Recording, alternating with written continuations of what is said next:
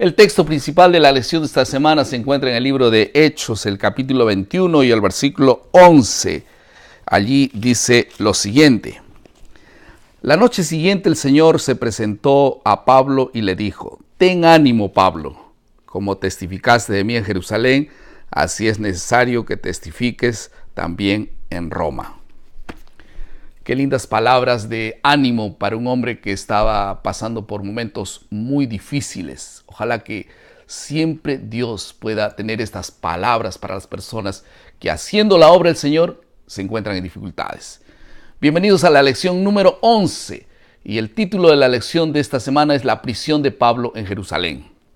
¿Y estás listo para nuestro bosquejo? Entonces vamos a tocar apenas 3 asuntos en la lección de esta semana. En primer lugar, el viaje de Pablo a Jerusalén. En segundo lugar, el encuentro de Pablo con los líderes de la iglesia en Jerusalén. Y en tercer lugar, la prisión y la defensa de Pablo. ¿Todo bien? Vamos entonces al primer asunto, el viaje de Pablo a Jerusalén. El contexto que rodeaba este viaje estaba lleno de tensiones, de terribles conflictos, especialmente entre judíos y romanos. Y entonces ahora ustedes se imaginan cómo habrá visto el pueblo judío y también los creyentes de Jerusalén el trabajo que Pablo estaba haciendo entre los gentiles. Pablo debió haber estado consciente de este escenario cuando él navegó de Corinto a Jerusalén. Y en Romanos 15, 30 y 31 se registra el pedido de Pablo para que orasen por él. Él estaba angustiado por este asunto. Y la situación en Jerusalén realmente era una amenaza para la vida y también para el ministerio de Pablo, porque había un gran prejuicio contra los paganos.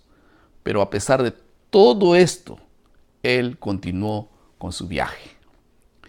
Mientras tanto, ¿qué estaba ocurriendo entonces entre los creyentes de Jerusalén? ¿Cuál es el contexto de los creyentes en Jerusalén? En teoría, el Concilio de Jerusalén reconocía que la salvación era por la gracia de Dios. Pero ellos no estaban dispuestos a renunciar a sus antiguas convicciones, como la circuncisión y otras cosas. Y por esta razón, Pablo estaba tan decidido a ir a Jerusalén a pesar de todos los riesgos. En segundo lugar, el encuentro de Pablo con los judíos o con los líderes de la iglesia en Jerusalén. Cuando Pablo llegó a Jerusalén, fue recibido con alegría, dice Hechos 21, 17. Pero enseguida debemos destacar 2 hechos que ocurrieron después de esta recepción. En primer lugar, los líderes de la iglesia estaban realmente prejuiciados en relación a la fidelidad de Pablo a las tradiciones judías, según Hechos 21, 20 al 22. Entonces los ancianos de la iglesia le aconsejaron que hiciese algo muy judío a fin de calmar a los propios creyentes judíos. ¿Cuál fue la sugerencia que ellos dieron? La sugerencia fue que el apóstol pasase por un ritual de purificación y que pagase para que varios jóvenes pudiesen concluir su voto, del versículo 23 al 25. El segundo asunto es que la Biblia dice que Pablo inexplicablemente cedió a la presión. Podríamos decir que Pablo estaba siguiendo el principio de hacerse judío al judío, etc.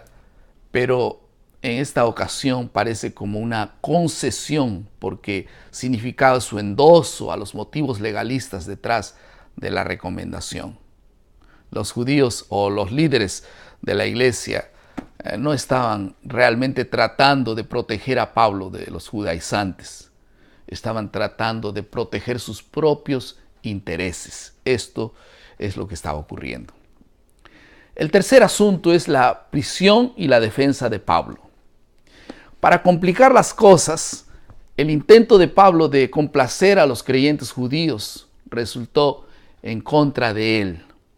Y por causa de los gentiles que lo estaban acompañando en llevar las ofrendas, se creyó que había introducido al atrio interior del templo a alguno de ellos. La Biblia menciona inclusive su nombre.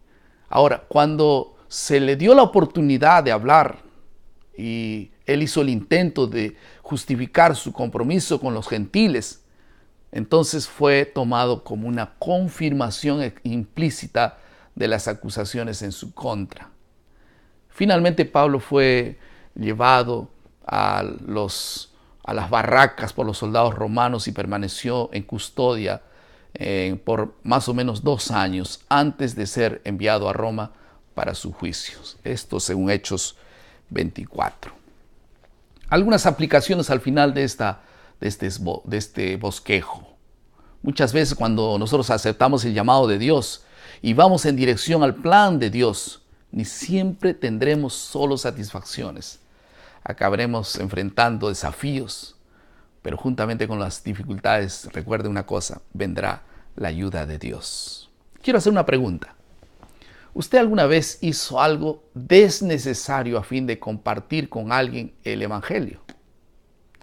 No necesitamos usar de medios dudosos para alcanzar un fin noble. Recuerde bien esto. Finalmente, Hechos 23:11 menciona que el apóstol Pablo fue elogiado por el Señor.